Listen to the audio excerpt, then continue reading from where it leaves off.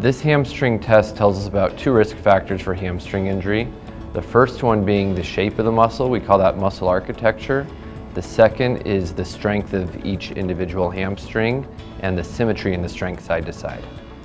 We test muscle architecture with the ultrasound that allows us to look at each muscle fiber, measure its length and the angle of the muscle fiber. It's an eccentric strength test, so the athlete's on their knees, they're leaning forward, they're pushing into a force transducer, and we can see how strong each hamstring is. Essentially, we're catching these things before they happen. Beforehand, it would be more of a reactionary, more of a triage sort of situation where an athlete would pull a hamstring and then we would throw all the medical resources we had to treat it.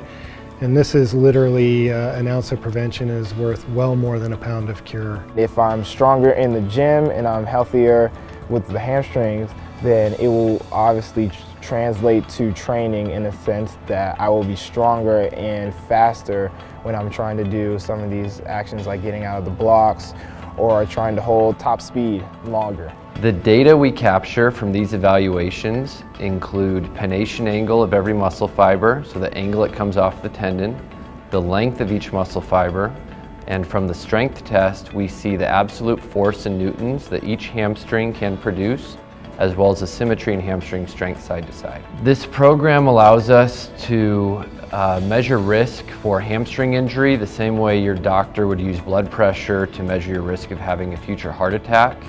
We can use the data from the test to assign a risk profile to an individual and then give them specific interventions. The body's not like a NASCAR where you can just simply change a brake pad. You actually have to spend time working each side and trying to get the mirror image from one side to the other. We knew that this would be something that would help strengthen my hamstrings. Because I know in the weight room, you do all of the basic exercises, the pulls, the cleans, but sometimes you can be using other muscles to compensate to get the movement done.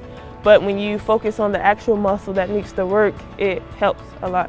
We definitely want to thank the USOC because having access to this technology is really changing the game for us.